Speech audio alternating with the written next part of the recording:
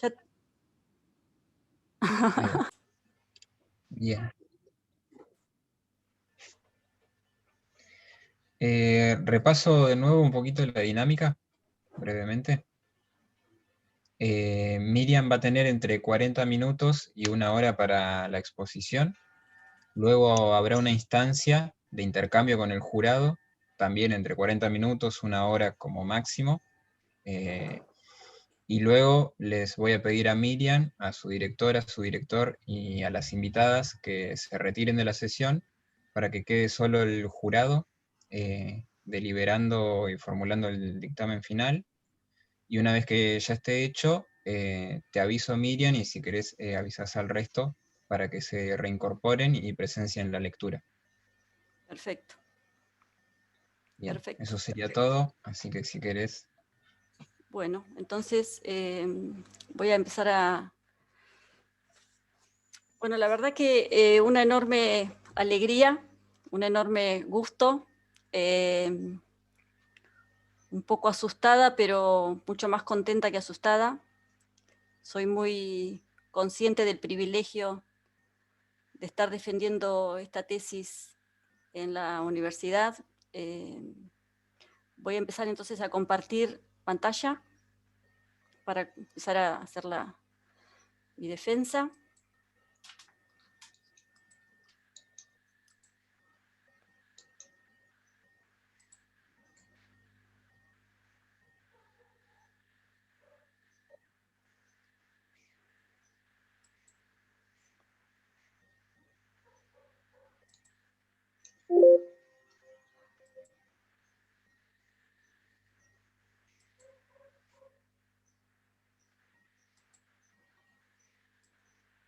Bueno, entonces, un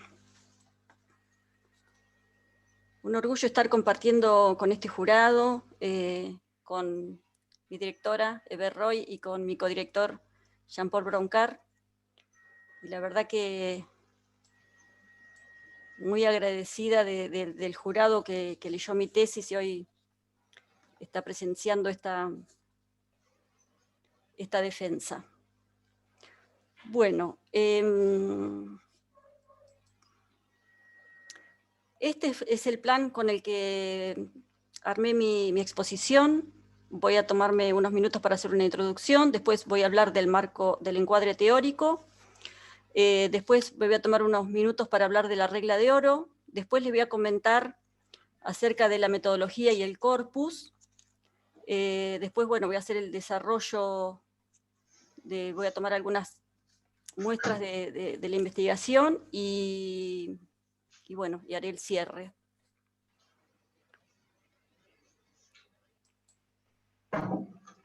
Entonces, para comenzar, les quería un poco contar cómo fue que llegué a esta tesis. Y esta introducción la separo en dos. Por un lado, cómo llegué a la regla de oro, y por otro lado, cómo llegué al diálogo y los conflictos. Entonces, con respecto a la regla de oro, lo que tengo para sintetizar es que yo tengo muy presente que desde mi infancia y de mi adolescencia, en mi formación católica, yo conocí la regla de oro y me acuerdo muy bien de que la tenía presente, o sea, yo me tomaba como muy en serio mi inserción en la Iglesia Católica, no por una cuestión familiar, sino más por una cuestión así como social, por una elección mía, pero me acuerdo de leer la Biblia, de tener presente esa enseñanza y puntualmente de acordarme, ¿no?, de la regla de oro, de trata a los demás como quieres que te traten. Después ya a mis 20 y pico, cuando empecé a participar del movimiento humanista, ahí el tema de la regla de oro en el grupo en el que yo participé estaba muy presente y bueno, desde ese momento hasta ahora han pasado más de 30 años y el tema de intentar hacer una reflexión y llevar una vida que tenga alguna relación con la regla de oro ha estado súper presente.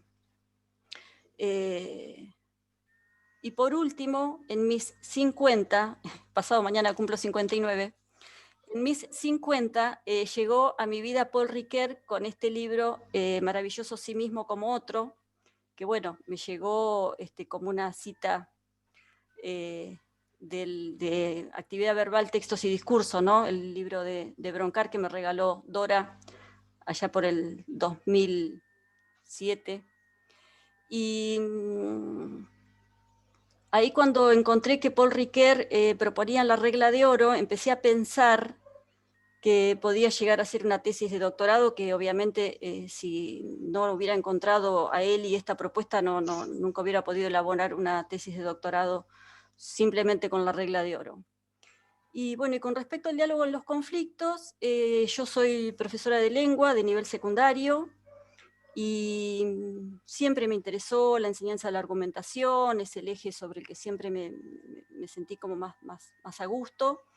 Y por los 2000, 2003, 2002, 2003, trabajando como profesora en una escuela secundaria acá de la provincia de Buenos Aires, empezó a llegar toda la normativa en relación al trabajo con la convivencia, las resoluciones y todo, que se nos pedía que en la escuela la convivencia estuviera organizada en base a los acuerdos de convivencia, en base a los consejos de convivencia, que teníamos que participábamos los docentes y los alumnos.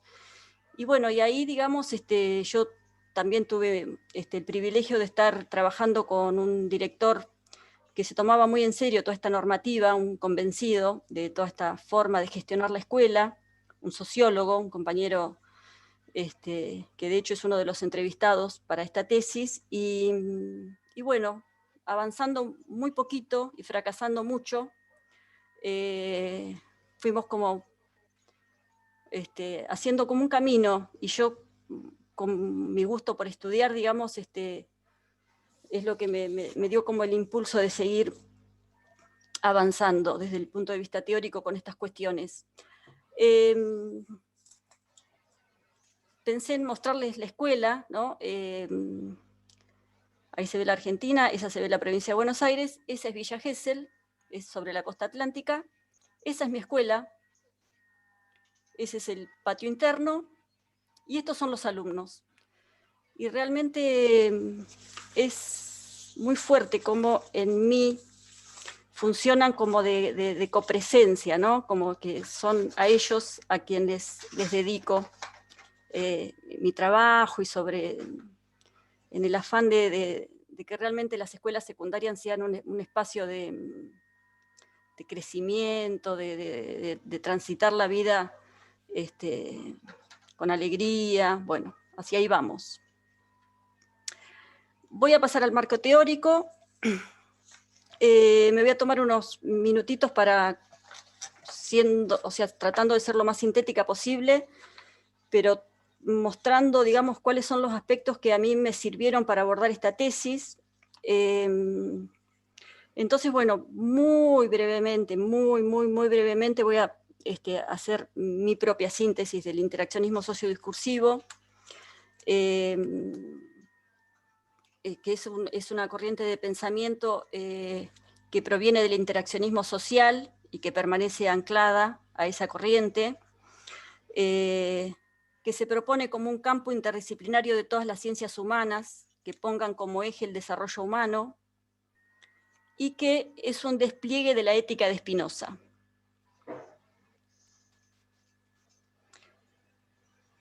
Ahora, dentro de este marco más general, el interaccionismo sociodiscursivo propone 3 aportes específicos, claramente explicados por Broncar. El primero es la focalización en el actuar, diferenciando actividad y acción como una unidad organizadora del funcionamiento psicológico y sociológico, un análisis exhaustivo de las características del lenguaje y su efecto en el funcionamiento mental, y el estudio de los procesos de formación en general y de la formación escolar en particular. Entonces, yo lo que voy a tratar de mostrar es cómo de alguna manera mi tesis está como anclada en cada uno de estos 3 aportes, ¿no? Con respecto al estudio de la acción, que voy a volver una y otra vez a lo largo de esta presentación, la acción, tratando de unir un poco mi marco teórico y Paul Ricoeur, ¿no? Que es de alguna manera lo que estructuró toda mi tesis. En sí mismo como otro, los 3 primeros capítulos, Ricoeur desarrolla con mucho detalle todo el planteo de la filosofía analítica de la acción, ¿no? Y entonces ahí aparece esta unión perfecta entre el planteo de Broncar para el estudio de la lengua y el planteo de Ricoeur desde la filosofía.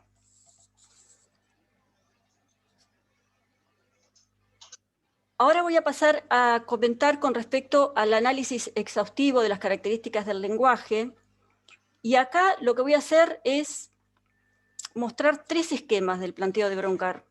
Voy a tratar de mediante estos 3 esquemas, dar como una imagen muy sintética. Son los 3 esquemas con los que también arma Broncar su marco. El primer va de lo general a lo particular, ¿no? Entonces, en el primer esquema, Broncar propone, siguiendo a Vologinov, este estudio descendente de la actividad del lenguaje. Este esquema claramente lo que nos dice es que son las actividades las diferentes actividades humanas, las diferentes actividades sociales en las que organizamos, participamos en la vida social, son las que condicionan el tipo de géneros textuales que utilizamos, y que esos géneros textuales son los que condicionan, los que permiten darle como algún tipo de formato a la estructura interna de los textos.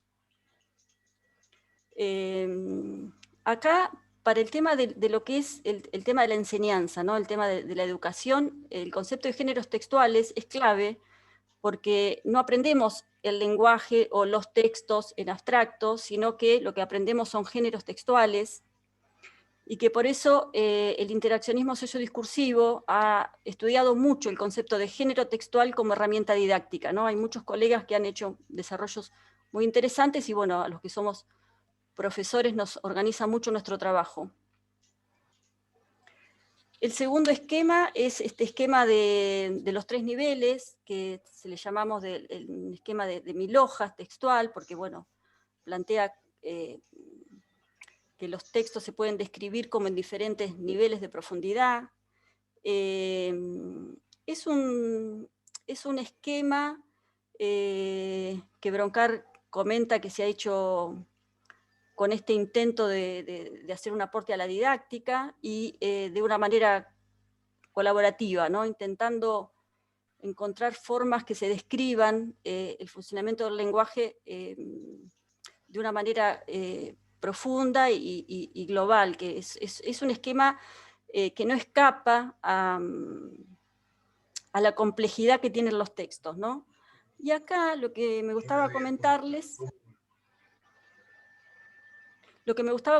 es que con respecto a los mecanismos de posición enunciativa, que es como si fuera la capa un poco más superficial de los textos, están también muy estudiados en Ricoeur, en sí mismo como otro, en el segundo estudio, cuando él trabaja con el tema de la enunciación y el sujeto hablante.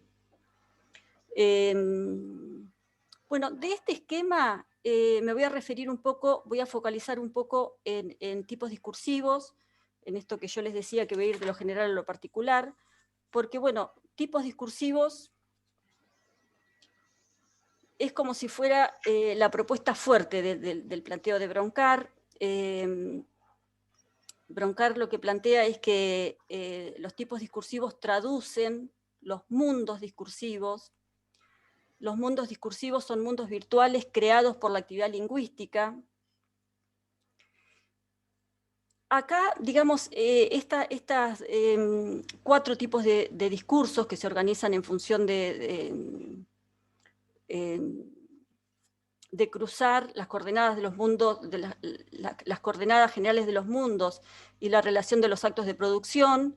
Entonces se organizan 4 tipos discursivos, el discurso interactivo, el discurso teórico, el relato interactivo y la narración.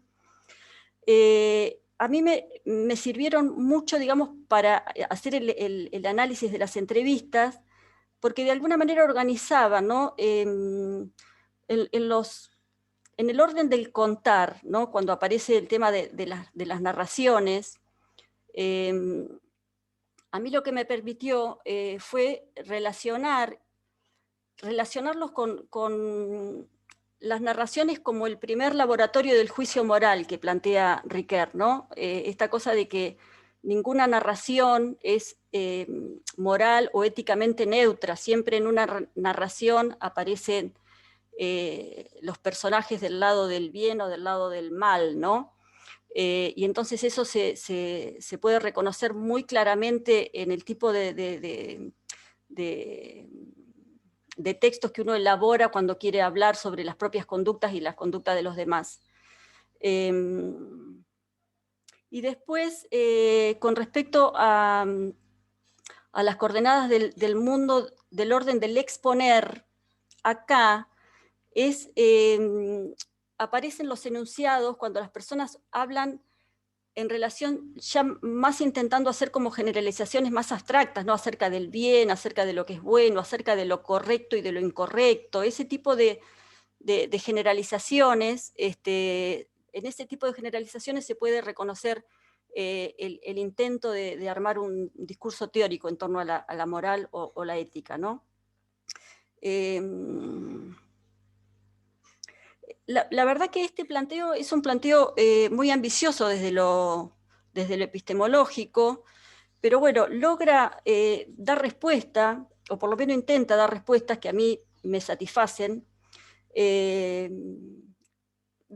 problemas que son como muy profundos, ¿no? En relación a la relación entre el lenguaje y la realidad, la explicación de la conciencia humana con su funcionamiento semiótico.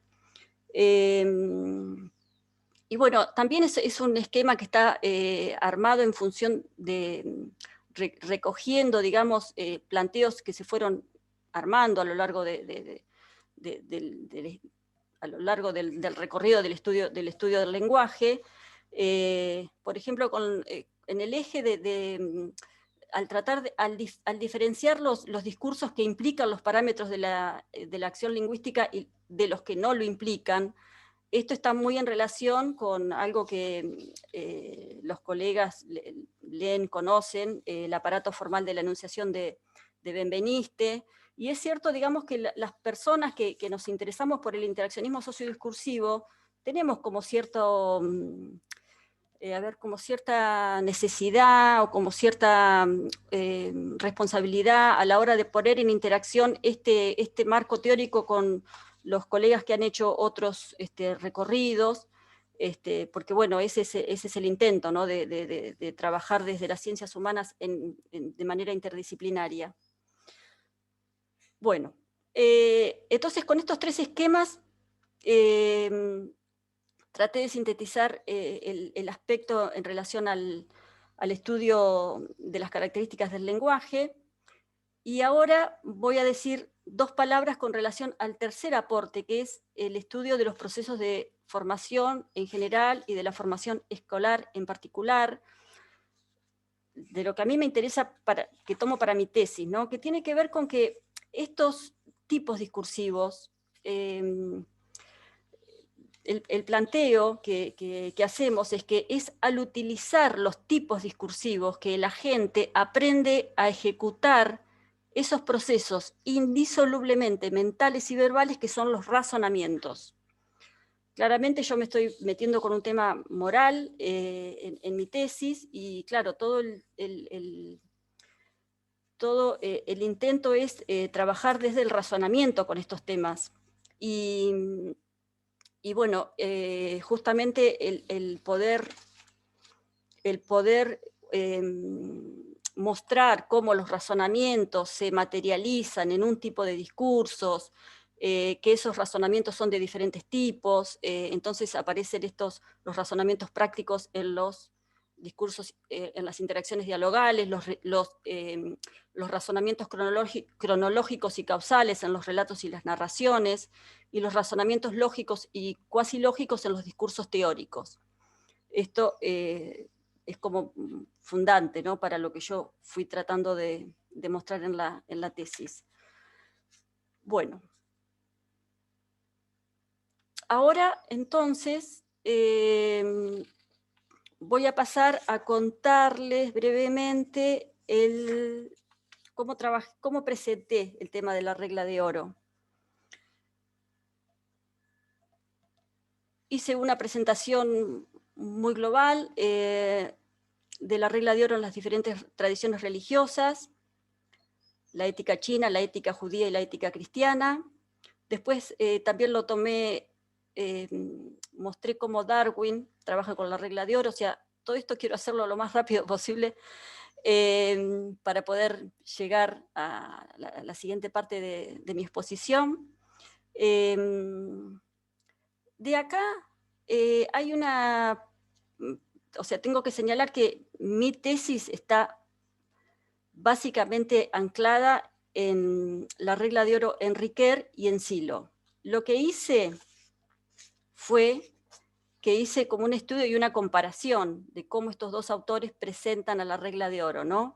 Entonces, digo así, que Riquer recupera la regla de oro de libros religiosos de la tradición cristiana y judía, y que utiliza un género textual típico de la actividad académica filosófica, ¿no? El libro, sí mismo como otros, son conferencias académicas que él da, y bueno, justamente la fuente de Riquer son el Evangelio, pero en la presentación que él hace de su libro, en su libro de la regla de oro, hace el intento de él es justamente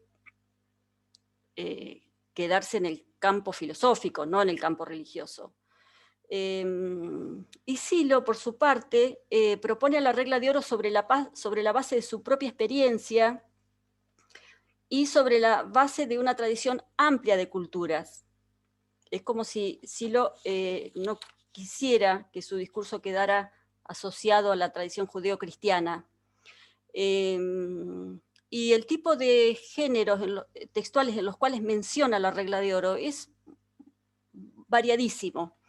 Entonces, bueno, estas dos perspectivas yo las comparo y a mi criterio se complementan.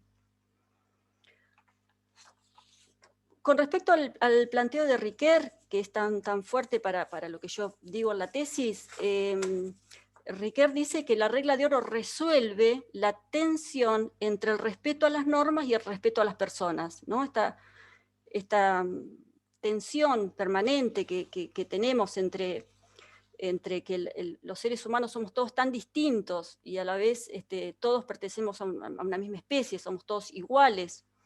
Esa tensión permanente que se da en nuestra vida social, en el planteo de Riquer, estaría resuelto con la regla de oro. Por eso Riquer dice que el segundo imperativo kantiano es una formalización de la regla de oro, ¿no? Y el segundo imperativo kantiano lo que dice es: obra de tal modo que uses a la humanidad, tanto en tu persona como en la persona de cualquier otro, siempre al mismo tiempo como fin y nunca simplemente como medio. Entonces, bueno, justamente el trabajo que hace Riquer en sí mismo como otro es unir esta perspectiva kantiana, deontológica, con la perspectiva teleológica de Aristóteles, ¿no? Mi tesis es bastante ambiciosa desde los planteos filosóficos, pero bueno, yo llego de la mano de Riquer.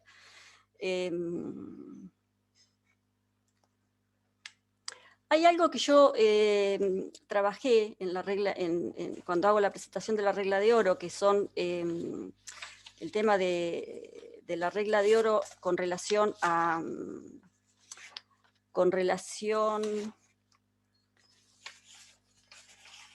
al planteo de Colbert, ¿no?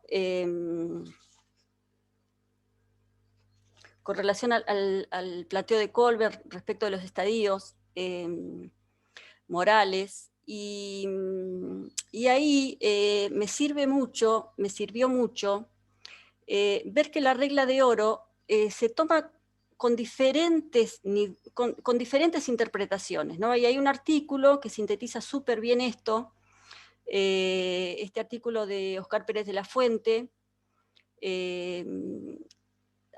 un análisis sobre la regla de oro como un enfoque intercultural para la resolución de conflictos, donde él sintetiza en 3 diferentes interpretaciones que están totalmente relacionadas también con lo que plantea Kohlberg, ¿no? Y entonces, él dice que la regla de oro, hay un primer nivel de interpretación que tiene que ver con asociarla con una evolución mitigada de la ley del talión, ¿no? Entonces, en la ley del talión hay algún grado de reciprocidad en el sentido de ojo por ojo, diente por diente. Entonces, esto yo lo retomo después, más adelante. Pero hay una forma de razonar que está muy pegada a esta forma, ¿no? Que tiene que ver con, si vos me gritás, yo puedo gritarte. Después, el segundo nivel de interpretación es la regla de oro, que se basa en la lógica de la equivalencia y la reciprocidad. Acá es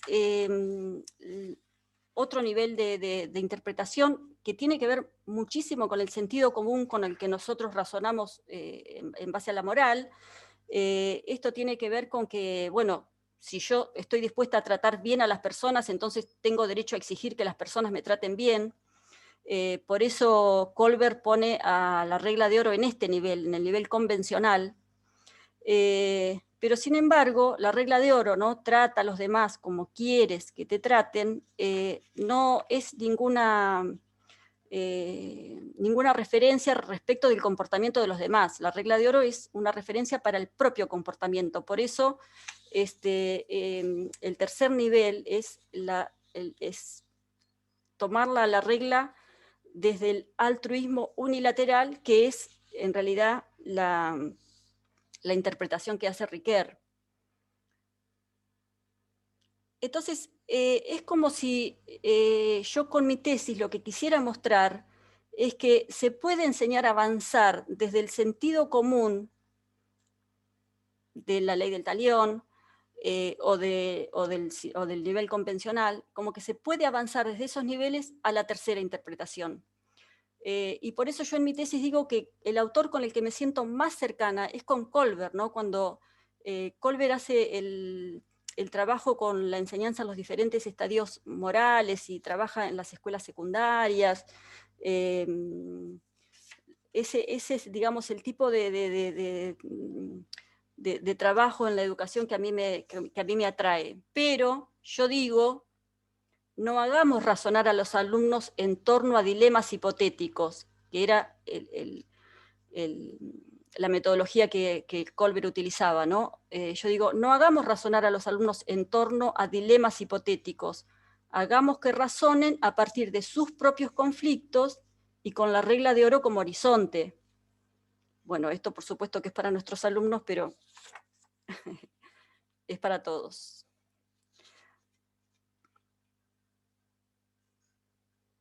Bueno, ahora sí voy a pasar entonces a la parte que yo les decía que me iba a dedicar un poquito a la metodología. Entonces, voy a leer los propósitos generales de mi investigación. Fueron mostrar que la regla de oro puede contribuir al desarrollo de las capacidades para dialogar en los conflictos interpersonales, y proponer el ejercicio de los personajes como una herramienta verbal que facilita la interiorización de la regla de oro.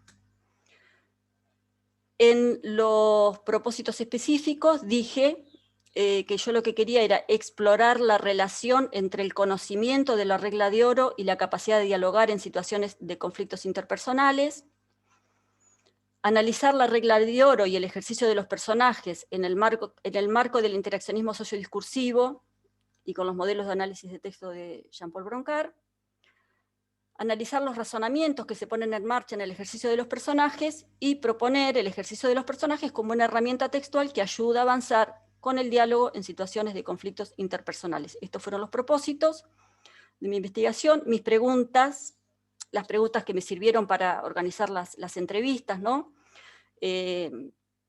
Fueron las siguientes. ¿Qué conocen sobre la regla de oro los directores de las escuelas secundarias y los docentes de prácticas del lenguaje de nivel secundario de Villa Gesell?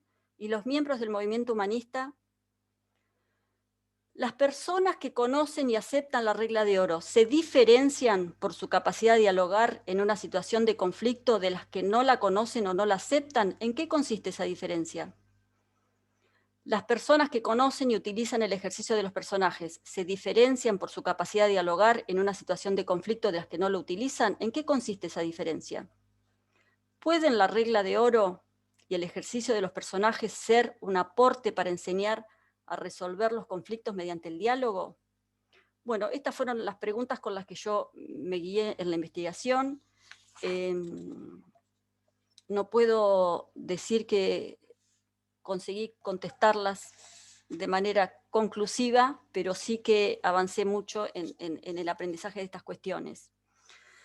Con respecto a la metodología, acá voy a comentar algo con relación a la hermenéutica, ¿no? Tomé esta cita de Broncar que dice: a pesar de la evidente necesidad de hilar más fino en la conceptualización y la clasificación de los métodos posibles de las ciencias humanas, no es menos cierto que, puesto que sus dos unidades de análisis centrales son las acciones y los textos, la metodología de la psicología solo puede desarrollarse globalmente en una interpretación del orden de la comprensión y o de la hermenéutica, ¿no? O sea, claramente el enfoque con el que yo trabajo tiene que ver con la hermenéutica, o sea, toda mi tesis tiene sentido leyéndola desde acá.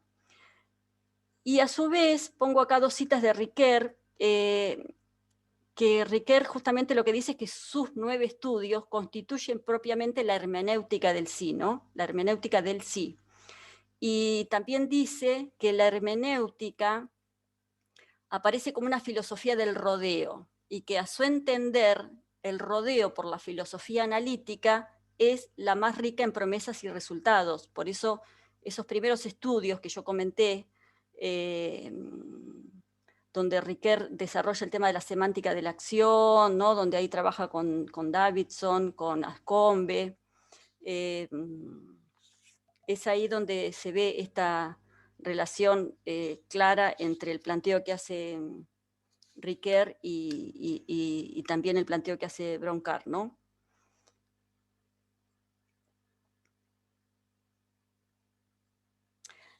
Por eso, si bien sí mismo como otro, para mí fue realmente un desafío enorme leerlo, releerlo, y así seguiré haciéndolo, porque él arma su argumentación, ¿no? En base a poner, a discutir o a retomar filósofos como Kant, Aristóteles, Levinas, Nietzsche y todo. Él, digamos, argumenta sobre la base de ellos, y eso para mí fue un desafío. Yo no vengo del campo de la filosofía. Sin embargo, me sentí muy cómoda entre la relación entre Broncar y Riquet, ¿no? Y quiero comentar muy brevemente la cuestión de la acción como unidad de análisis. Y entonces, claro, en Broncar lo que tenemos es que el contexto con el que él toma la acción como unidad de análisis es el estudio de la psicología del lenguaje. Y entonces aparece la definición de él de texto como que el texto es el producto de la acción verbal. Él también dice que la acción es la porción de la actividad atribuible a un organismo humano en particular, ¿no? Por eso la acción es este punto de encuentro entre lo sociológico y lo psicológico. Y Broncar utiliza mucho esto de que la acción se atribuye a un agente. Y en cambio en Riquet, el eje está puesto en las consideraciones éticas y morales de la acción. Por eso Riquet trabaja con este tipo de distinciones. Por ejemplo, la acción se adscribe a un agente versus la acción se imputa a un agente, ¿no? El tipo de verbos que utilizamos cuando queremos claramente darle una connotación moral o ética a lo que hacemos nosotros o hacen los demás. Entonces, este tipo de distinciones que hace Riquet, como ya mencioné, con su análisis hermenéutico, pero focalizándose en estas cuestiones, en estas consideraciones, fue justamente lo que a mí me permitió después hacer los análisis de las entrevistas, ¿no? Yo buscaba este tipo de consideraciones. Bueno, el corpus lo armé con 3 entrevistas semiestructuradas, hice 6 entrevistas a docentes y directivos de escuelas secundarias de Villa Gesell, hice 6 entrevistas personales a miembros del movimiento humanista y una entrevista grupal. Las entrevistas siempre las grababa y después las desgrababa, y bueno, sobre esos textos es que yo trabajé.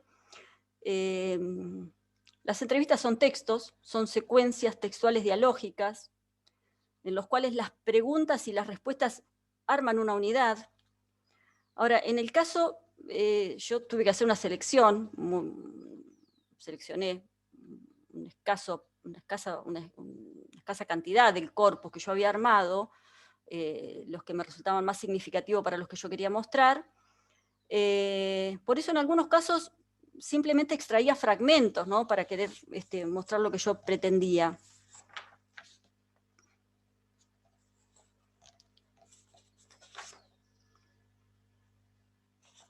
Bueno, yo lo que hice fue un análisis de textos. El modelo de Broncar que presenté en el marco teórico es una metodología de análisis de textos, por consiguiente fue esa metodología la que procuré utilizar.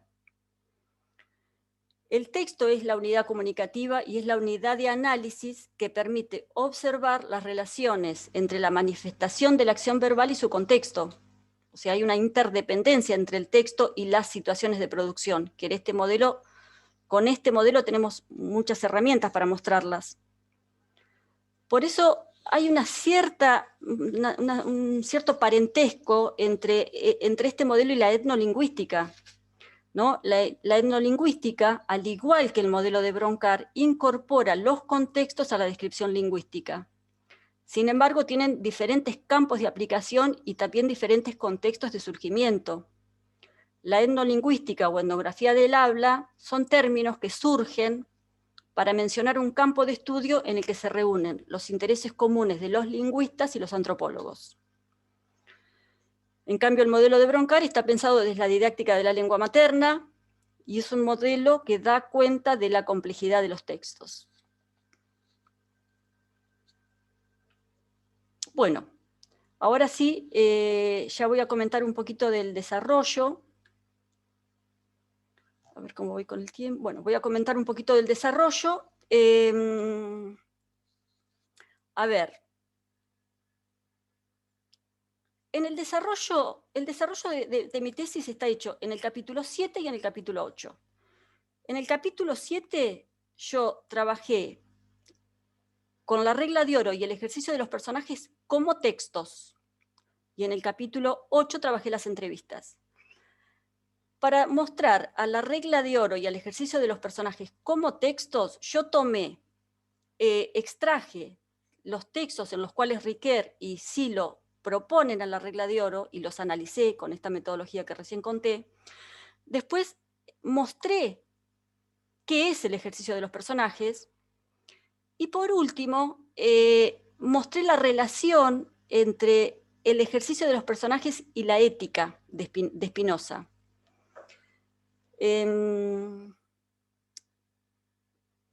A mí la ética, hay algo que me sirve muchísimo para pensar estos temas, porque la ética nos permite introducirnos en el estudio de las emociones y los sentimientos desde una perspectiva sociocultural, y nos permite tomar distancia de las perspectivas que se enfocan fuertemente en lo biológico, ¿no? Esto es una cosa que a mí me parece muy significativa y muy valiosa.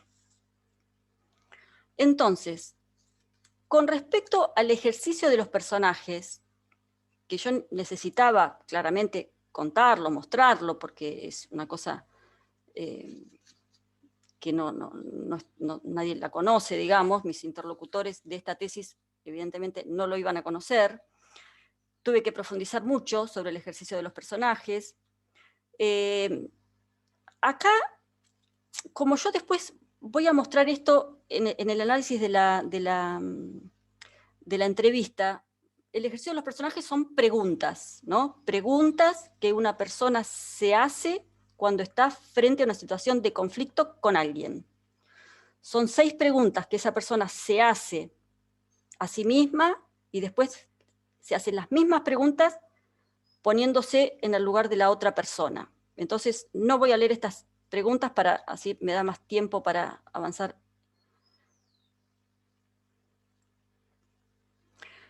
Y del ejercicio de los personajes, lo que yo creo que pude mostrar fue que es una herramienta textual que fue generada en base a innumerables diálogos entre una persona que está en conflicto con alguien, conflicto que le impide tener una conducta coherente con la regla de oro, y otra que lo ayuda a reflexionar. O sea, es la búsqueda de aclarar una situación entre 2 personas.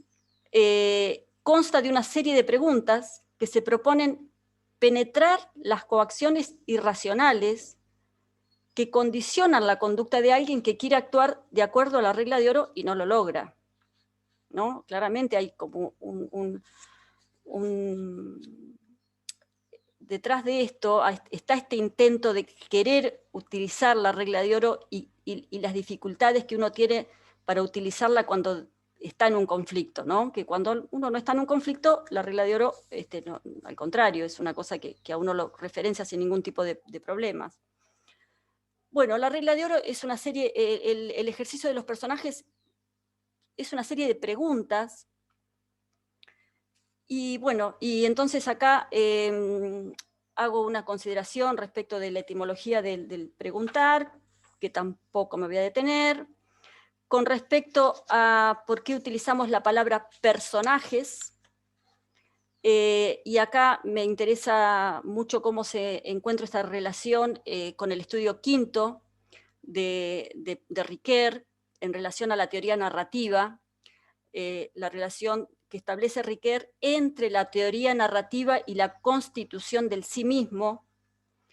Fuera de cualquier marco teórico, usamos la palabra personaje para referirnos a los diferentes seres reales o imaginarios que figuran en una obra literaria. En este caso, no la estamos usando en el contexto de una obra literaria. Sin embargo, al referirnos a nosotros mismos o a los otros como personajes, conservamos el sentido de que nuestra identidad es una construcción discursiva y que en ella hay una variedad de aspectos. Es una construcción que vamos haciendo a lo largo de nuestra vida, somos diferentes con cada nueva experiencia y asumimos distintos personajes según la situación en la que estamos, ¿no? Por eso me parece apropiado seguir conservando este nombre. Y después una cosa que yo me pregunté es el ejercicio de los personajes, ¿a qué género textual pertenece, ¿no? O sea, ¿a qué familia de géneros pertenece? Y acá tuve que pensarlo bastante a esto. Podemos decir que la acción verbal que semiotiza el ejercicio de los personajes es un tipo de conducta, ¿no? Como dije antes, es la búsqueda de tener una conducta coherente con la regla de oro. Y en este sentido podemos asociarlo con ciertas tecnologías del sí mismo estudiadas por Foucault. Estas técnicas permiten a los individuos efectuar un cierto número de operaciones en sus propios cuerpos, en sus almas, en sus pensamientos, en sus conductas, y ello de un modo tal que los transforme a sí mismos, que los modifique, con el fin de alcanzar un cierto grado de perfección o de felicidad o de pureza o de poder sobrenatural. O sea, acá Foucault estudia, digamos, los análisis de conciencia de los estoicos, hace como un recorrido, ¿no? Respecto de estas tecnologías y concluye, digamos, con respecto al psicoanálisis, ¿no? Como una tecnología del sí mismo. Bueno, entonces, el capítulo 8 hago este análisis respecto del corpus que armé con las entrevistas.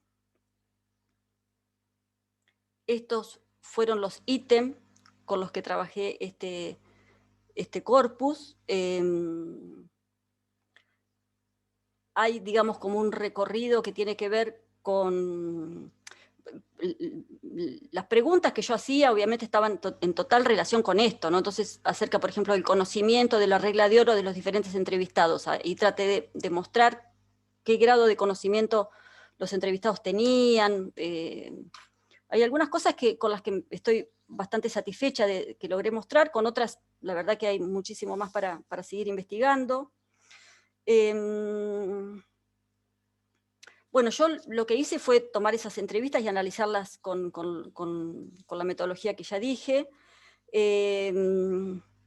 Yo creo que interpreté, buscando mostrar los razonamientos morales, el sentido común, o sea, yo buscaba mostrar el sentido común con el que los entrevistados razonan acerca de lo bueno y lo malo, lo correcto y lo incorrecto, en sus propias conductas y en las conductas de los otros. Y me doy cuenta de que yo traté de mostrar cierta progresión desde los razonamientos más asociados a la ley del talión, yo no te hablo porque vos no me hablás, hasta los razonamientos en los que la justificación de la propia conducta se muestra más libre, más elegida, más autónoma, más producto de una reflexión, más elegida, ¿no? Voy a tomar un solo texto, a ver si logro mostrar algo. Voy a leer una parte de este texto, es la entrevista que le hice a Merche, está desarrollada en el ítem el ejercicio de los personajes como desarrollo de la identidad narrativa. Y bueno, y ahí voy a leer para que después tenga sentido lo que voy a decir. Yo empezaba la entrevista, en este caso ella me está contestando a esta primera pregunta, que es, yo le decía, contame alguna situación en la que te enojaste mucho y qué hiciste. Esa pregunta era como de las primeras que siempre hacía, ¿no? Y entonces, en este caso, Merche me contesta, por elegir alguna, porque hay tantas, ¿no? Pero bueno, así como la más reciente es respecto a pedir ayuda por el paro. Bueno, es aquí el Instituto de Empleo. Y bueno, sacar la cita por internet, llegar allí y encontrarte con que no.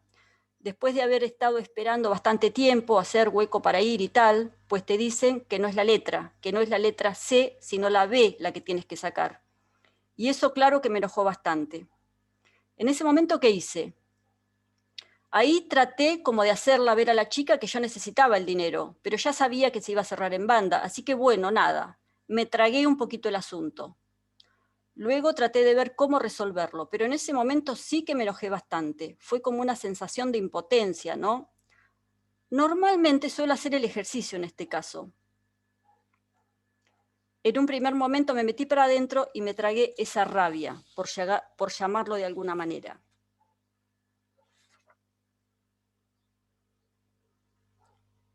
Y después entonces dice, tiene que ver con la proyección del abandono e indiferencia que es mi propia ausencia. Llorar me hace bien, lo prefiero al resentimiento. Voy con el ejercicio. Y acá ella me pega un texto que ella ya lo tenía, ¿no? O sea, este intercambio lo hicimos por WhatsApp, como comenté, y acá ella me cuenta esto, de que es un texto que ella ya lo tenía hecho y me lo pega como texto. Voy con el ejercicio. Siento tristeza, desolación ante el abandonador. Veo en mí ese personaje cada vez que me aparto de mi verdadera esencia, la que trasciende aunque mi cuerpo muera. Desde la virtud, que es la libertad, y cae porque no ve lo humano. Pido conexión con lo profundo del alma. El abandonador cierta indiferencia ante el insignificante, cuya virtud es la humildad. Cae porque no se siente, no se valora. Pido que conecte con la luminosidad interna sintiendo la finitud. Y con el aforismo que cierra es, conecto con lo profundo del alma, con luminosidad interna, sintiendo la finitud. Es liberador, algo se suaviza por dentro. Bueno, esto es entonces la transcripción de fragmentos de la entrevista.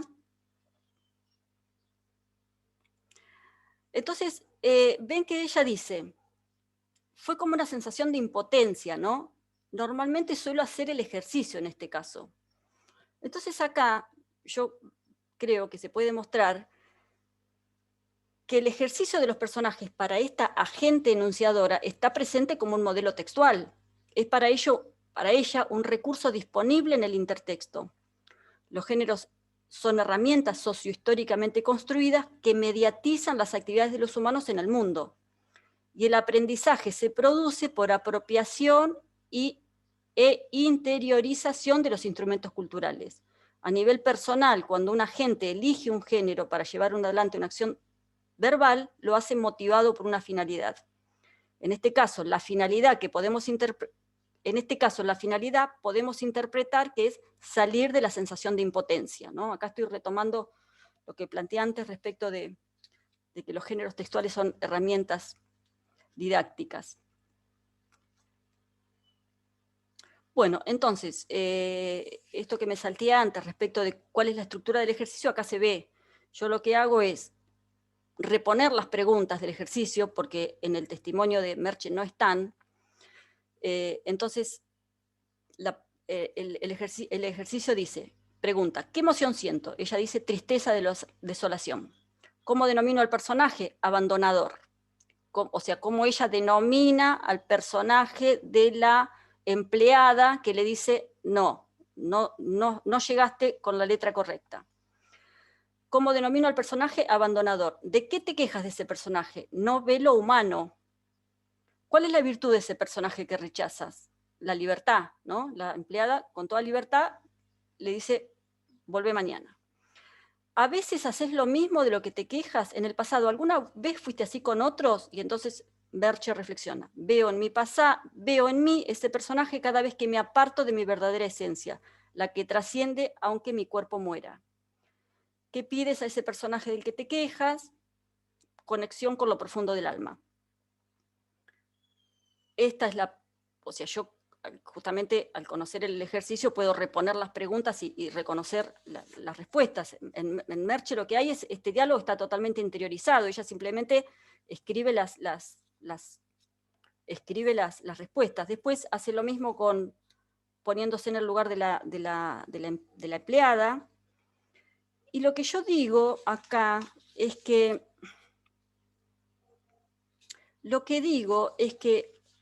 como ella, el ejercicio lo que te hace es que te muestra, digamos, en qué punto de partida estás con relación a la emoción o el sentimiento. Estamos hablando de situaciones de conflicto, siempre la emoción del que partimos va a ser, en términos de Spinoza, una emoción triste, ¿no?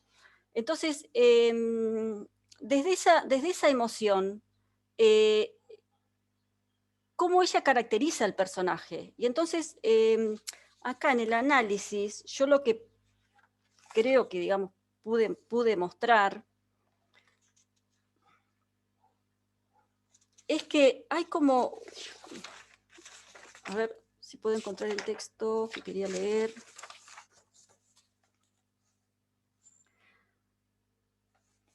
Podemos interpretar el testimonio, esto es una de las partes que analizo, ¿no? Podemos interpretar el testimonio como una búsqueda de la construcción del sí mismo desde el punto de vista de la narradora.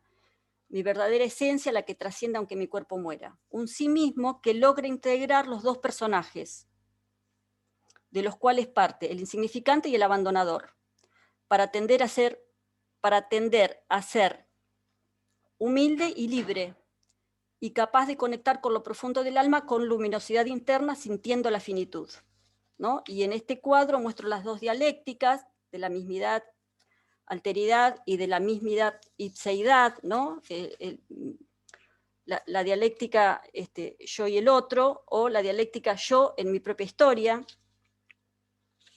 Bueno, voy a tener que ir al cierre, a pesar de que creo que esto me quedó un poco corto.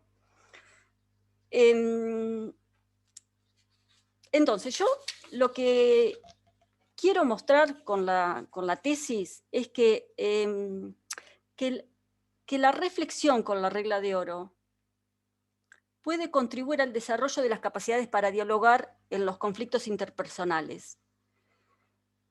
Y por lo tanto propongo que esa regla se constituya en un saber de referencia a la hora de elaborar los contenidos de enseñanza en los sistemas educativos.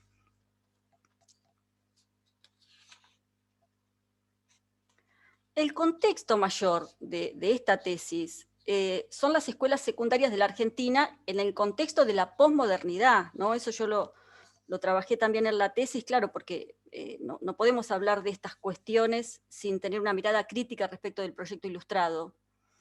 Y claramente mi tesis está en continuidad con los intentos de estructurar los diseños curriculares en torno a la enseñanza de la ética. Acá hay como un capítulo que yo creo que le faltó a mi tesis, alguna vez lo hablamos con Eve, pero bueno, esta cosa de que uno en algún momento cierra la tesis.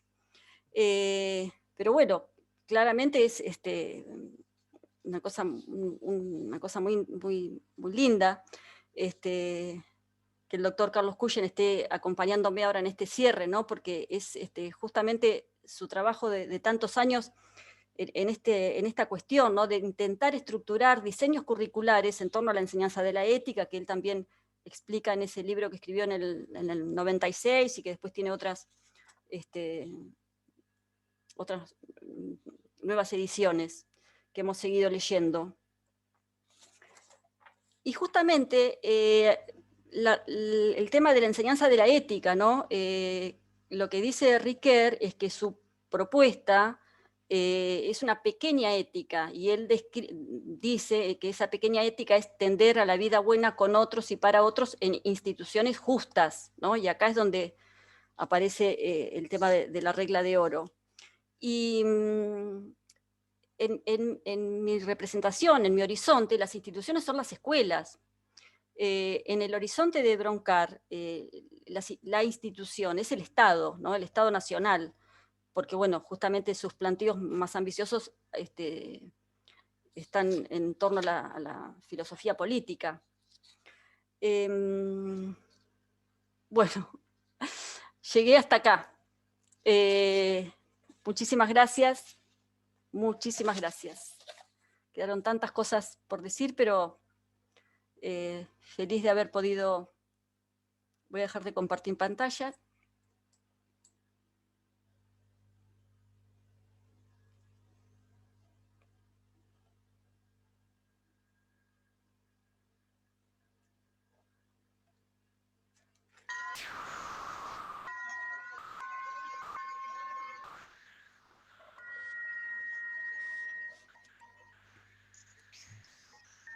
Bueno, muchas gracias, Miriam, por el recorrido.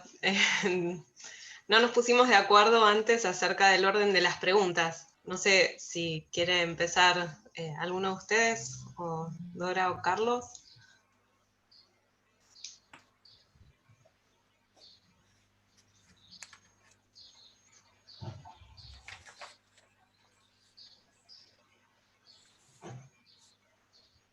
Sí, cualquiera, ¿no? Yo no tengo problema, pero te hago una pregunta como disparadora. A ver, Miriam. Sí.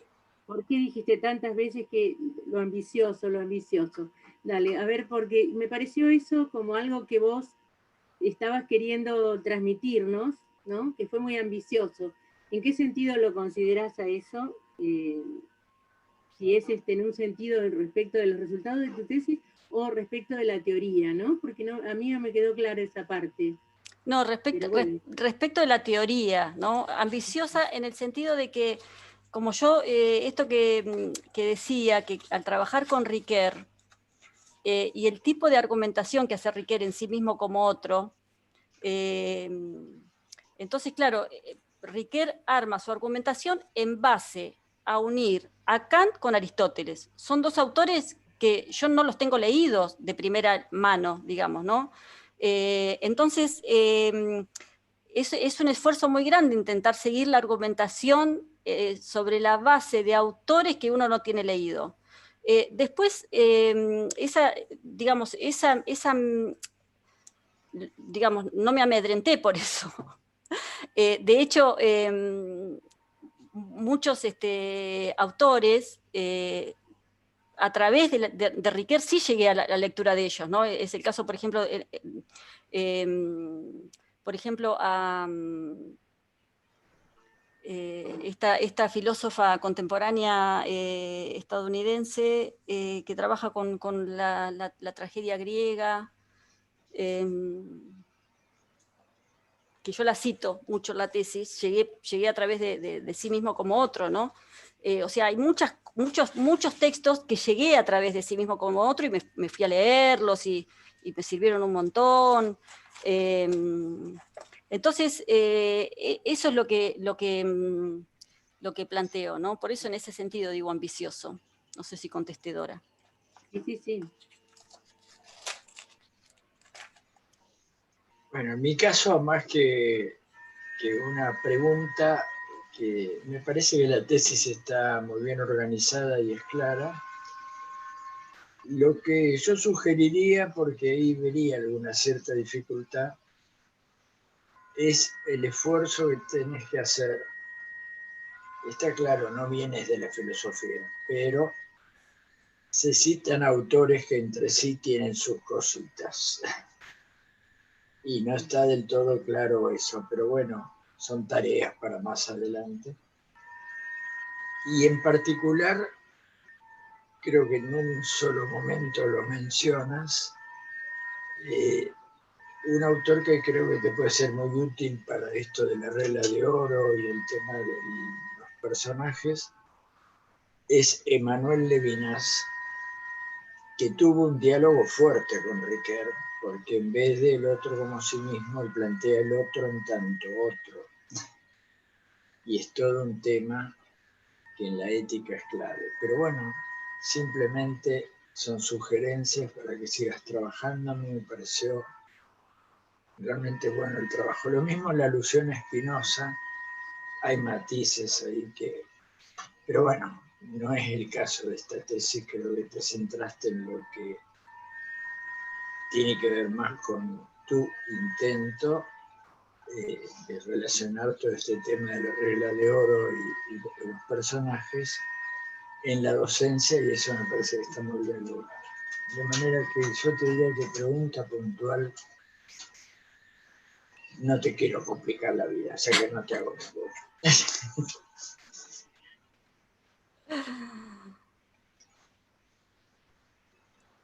Bueno, a mí me gustaría también felicitarte, Miriam, por el trabajo, que no solo está bien organizado, o sea, para mí es una tesis de un género que no estoy acostumbrada a leer, por eso también creo que aprendí mucho del manejo de textos y manejo de fuentes y análisis de textos muy diferentes a los que estamos acostumbrados en el área de la filosofía.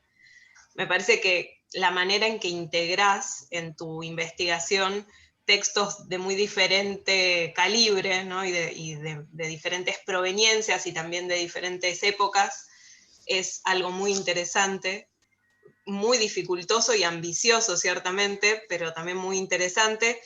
Nosotras nos conocimos en un seminario de doctorado sobre Spinoza. Y ahí en ese contexto vos ya venías con muchas lecturas filosóficas y una comprensión de los textos que me parece que la tesis también refleja. Y ahora leyendo tu trabajo terminé de entender muchas de quizás las observaciones o intervenciones en ese seminario. Y me parece que lo que haces de una manera muy fértil y muy fecunda es esto de utilizar a los autores para pensar tus propios problemas. A mí me parece que hay un gesto de apropiación que es muy valioso y muy valiente y que es todo el valor del trabajo, ¿no? O sea, Spinoza escribió hace 300 años un montón de libros y mostrar que hoy en día pueden ser disparadores no solo de reflexiones tuyas personales, sino también de propuestas de transformación de nuestras instituciones actuales. Eso me parece un gran mérito de la investigación y de la tesis. Así que en ese sentido me me aportó a mí mucho, ¿no? Ver a Spinoza leído en esa luz y hacia esos fines. Ahora, te quería hacer una o dos preguntas muy generales, que en realidad no son preguntas sobre tu trabajo en particular, sino preguntas sobre el tema, para pensar un poco más.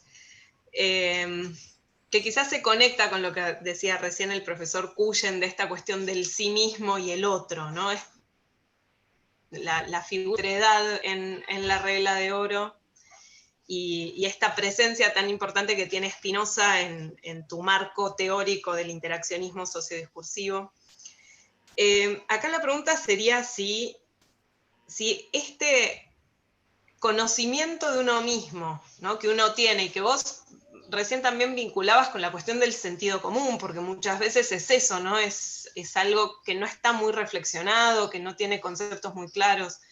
Este conocimiento de uno mismo y de cómo uno se trataría a sí mismo, y trasladar eso a la construcción de un vínculo que podríamos llamar justo o equitativo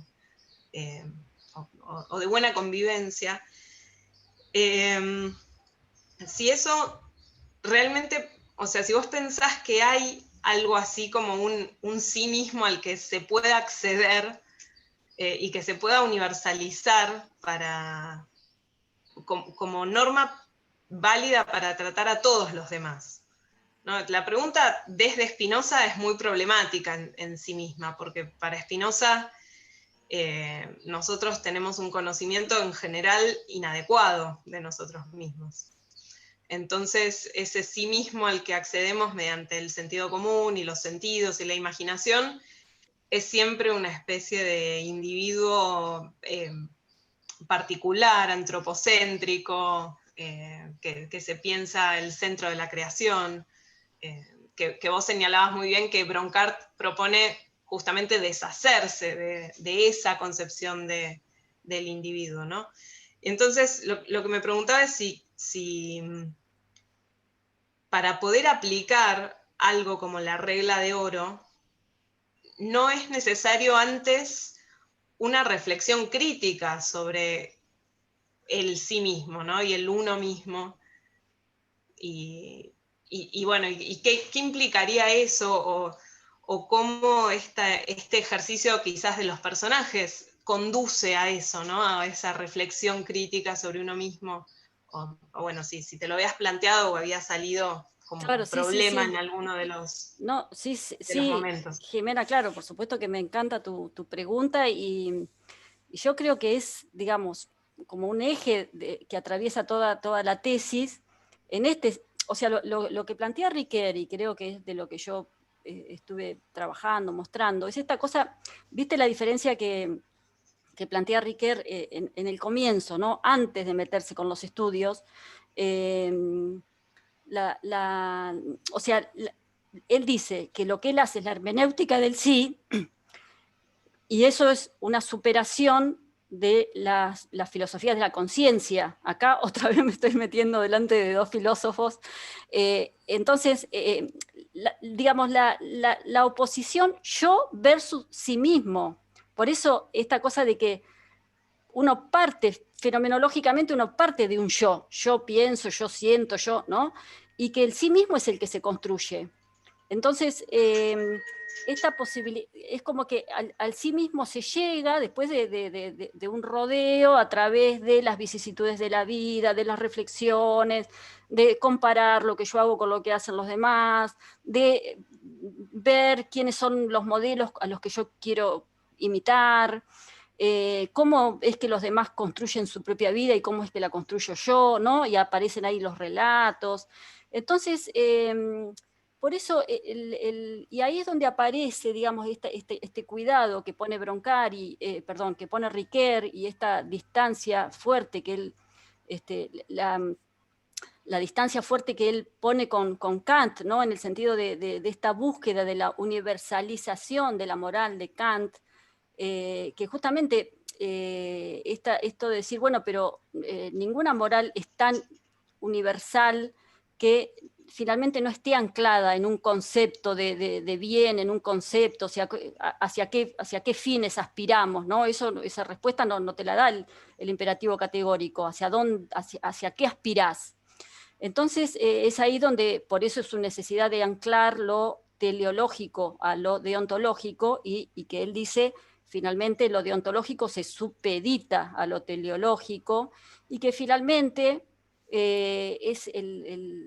uno resuelve en base a sus propias convicciones, que son un poco esta cosa que finalmente no hay respuestas externas, digamos, ¿no? Es uno, cuando hizo todos estos recorridos, estas reflexiones, el que uno con sus propias convicciones decide.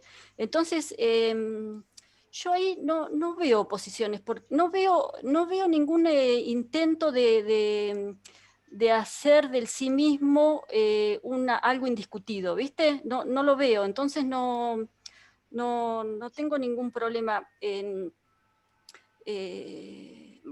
es más, o sea, me parece que es la manera de sortear, porque finalmente nosotros somos educadores, o sea, entonces uno como educador claramente se plantea un objetivo de desarrollo, ¿no? Y al plantearte esto ya te estás planteando una moral, una ética, mejor tenerlo claro, digamos, ¿no? No sé si apunté a lo que vos decías, pero esta distinción entre el yo y el sí mismo para mí fue muy, muy, muy esclarecedora. Dice Riquer una cosa muy linda ahí en esa introducción, que él dice, ¿será que del yo, será que con el yo nos pasa, como algunos dicen que pasa con el padre, que tenemos o muy poco o no demasiado? Sí, o muy poco o demasiado, ¿no? O muy poco o demasiado, entonces, porque el hecho de decir, bueno, la humillación del yo, ¿no? Entonces, esta cosa de, por no exaltar al yo, humillarlo al yo, eso también es una cosa que desde el sentido común no te conduce a ningún lado, digamos, ¿no? O sea, la superación del yo por negarlo al yo. Bueno, pero eso uno necesita actuar en la sociedad, necesita también hacer un despliegue de su propio yo. Bueno, ese despliegue de su propio yo sería el sí mismo. Yo te quiero hacer un comentario, Miriam. A mí me costó mucho leer tu tesis, te digo la verdad, y veo que hay como dos tesis, y ahora con tu exposición casi que lo confirmo. Hay una tesis filosófica y una tesis de análisis textual, pero como vos dijiste, aclaraste ahora, porque no lo vi yo a lo largo de la lectura mía, que hice de tu tesis, no vi el análisis textual, sino lo que vos dijiste ahora, que fueron fragmentos que vos seleccionaste en las entrevistas. Eso es lo que me desorientó mucho, la cuestión metodológica, ¿no? Me desorientó para entender cómo habías usado las entrevistas, ¿sí? Para sacar algunas conclusiones, y como no parecen mostradas, por eso yo te lo planteé en el dictamen esto, que no veía cómo estaban analizados los datos, ¿no? En ese sentido.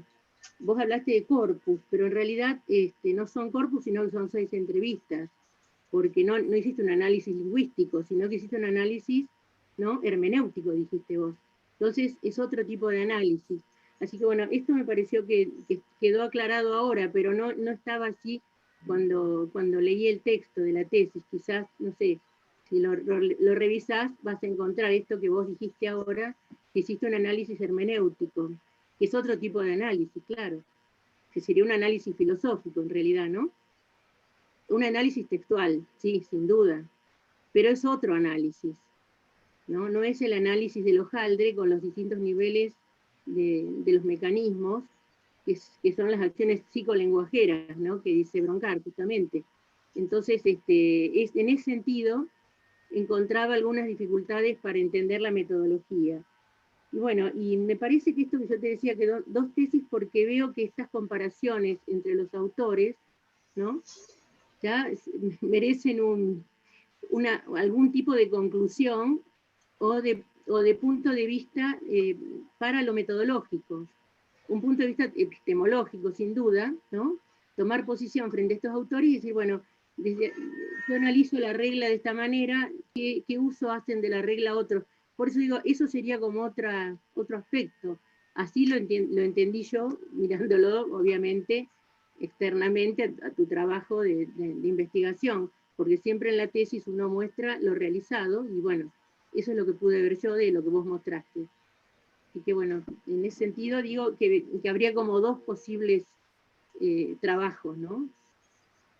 No sé si queda claro lo que te quiso decir. Sí, te entendí perfecto, Dora, te entendí perfecto. Incluso cuando leí tu dictamen, claro que lo tuve muy en cuenta y me di cuenta que ahí hay cuestiones bastante complejas. De hecho, digamos, mientras estuve haciendo la tesis, ya desde el planteo inicial, tuve muchas idas y vueltas con Jean-Paul, y claro, sí,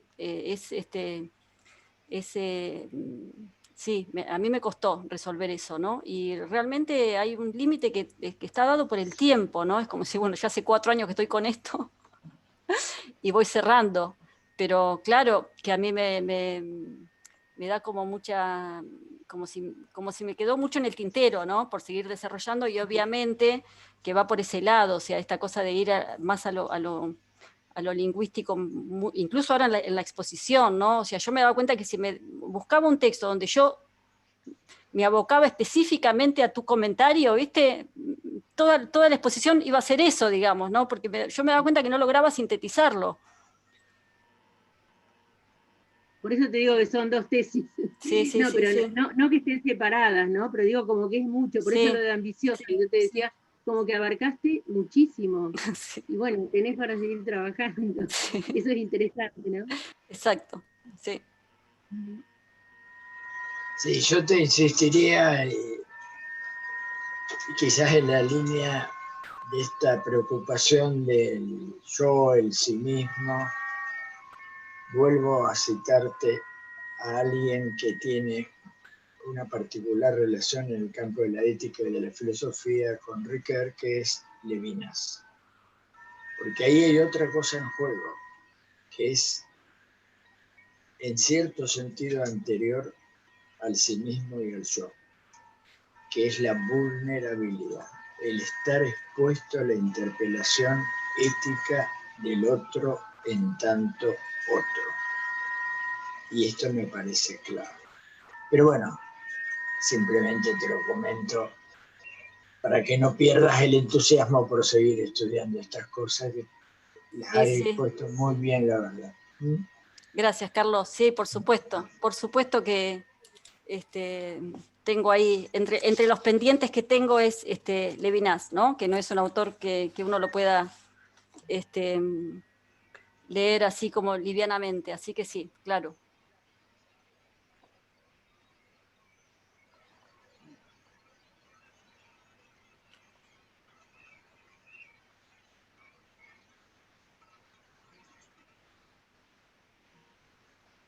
Bueno, no sé si no hay más preguntas o comentarios. A mí me gustaría hacerte una última pregunta, Miriam, pero esto es para saber tu opinión. La pregunta es si vos ves como esta aplicación de la ética de Spinoza en el interaccionismo sociodiscursivo, si realmente la lectura del texto y el conocimiento sobre, no sé, la historia de la recepción del espinosismo y cómo se lo ha usado y se lo sigue usando y las diferentes lecturas que hay, ¿qué te parece a vos, ¿no? Si es un autor para vos fecundo y que pudiste encontrar ese espíritu de espinosismo en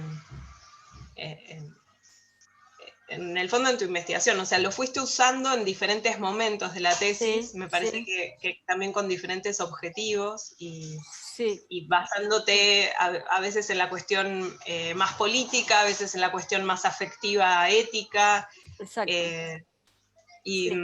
Bueno, nada, en realidad mi pregunta es por quizás no lo tomaste tanto en la defensa oral, entonces si querías decir algo más sobre eso.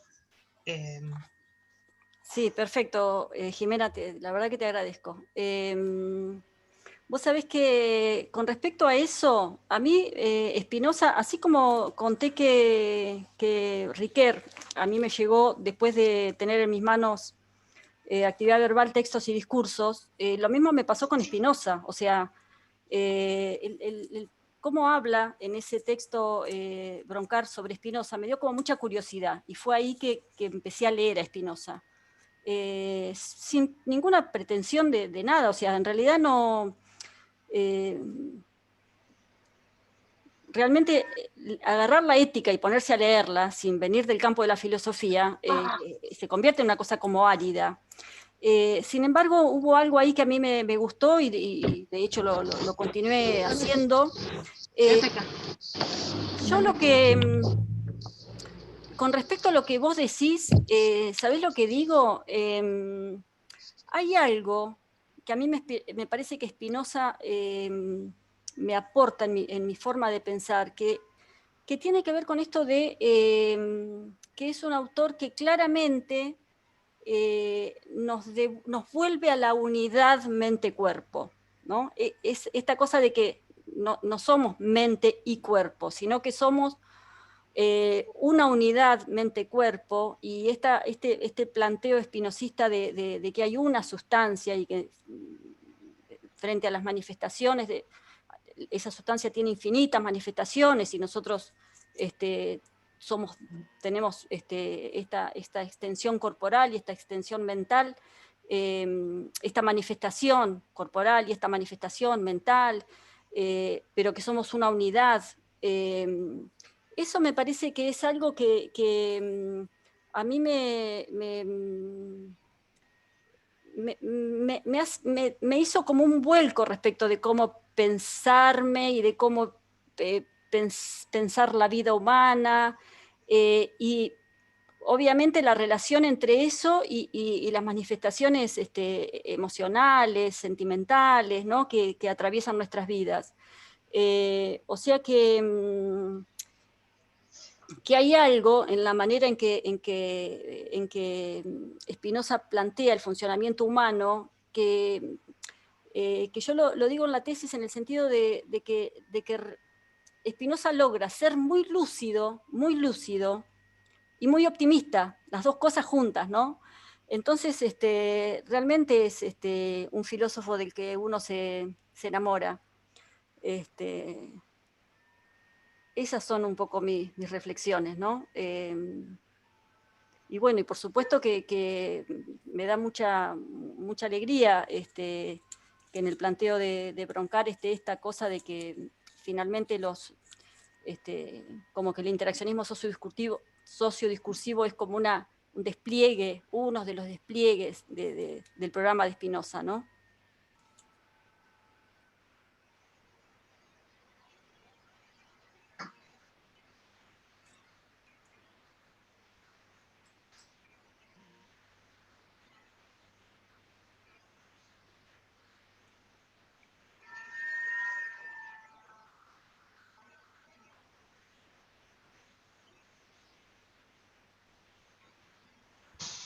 Bueno, buenísimo. Por mi parte, yo no tengo más comentarios ni nada.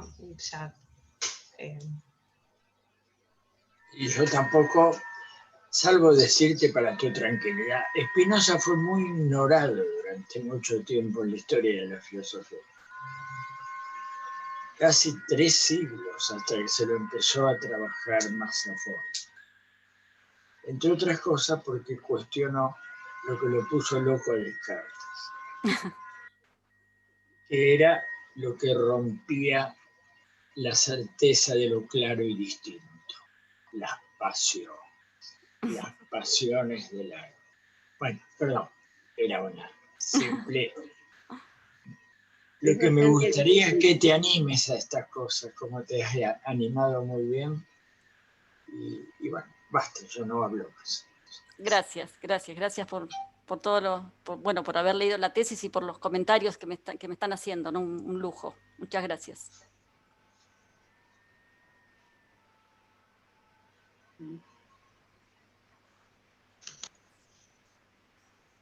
Bueno, Si les parece, entonces pasamos a la instancia de formulación Sí. del dictamen. No sé si me escuchan, porque he tenido muchos problemas de conexión. Ah, sí. Jonathan, ¿me están escuchando? Sí, te Sí, te escuchamos, escuchamos, te Eve. escuchamos. Ah, sí. bueno, qué alegría porque ya estaba desesperada. La tecnología a veces nos pone locos. Les agradezco muchísimo al jurado y sobre todo a Miriam haber podido acompañar este trabajo que para mí ha sido muy iluminador. No son mis temas de especialidad, me alegra muchísimo que el jurado esté valorando el trabajo realizado por Miriam, que ha sido un trabajo, si bien inspirado y muy seguido de cerca por Broncar, con dificultades por mi parte para abordar como correspondía la dirección de un trabajo de este calibre, pero bueno, agradecerles a todos la posibilidad de seguir aprendiendo. Los directores aprendemos por suerte también muchísimo. Así es que bueno, agradecerle de nuevo al jurado su trabajo y a Miriam la oportunidad de acompañarla en todo este proceso. Nada más por mi parte y sobre todo felicitar a Miriam de todo corazón por el trabajo realizado. Gracias, Eve. Emoción. Sí, emoción.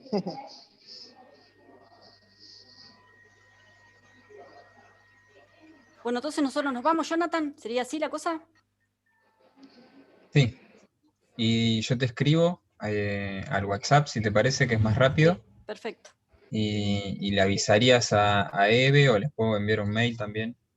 Gracias. Pero no sé si vos estás en Perfecto. contacto telefónico. Sí, con Eve sí. Lo que hicimos en otras defensas, si quieren les cuento, es que ustedes pueden salir y volver a entrar y se quedan en la sala de espera, y luego Jonathan los deja ingresar cuando terminemos, sin necesidad de hacer toda la cadena de WhatsApp. Ah, bien, bien.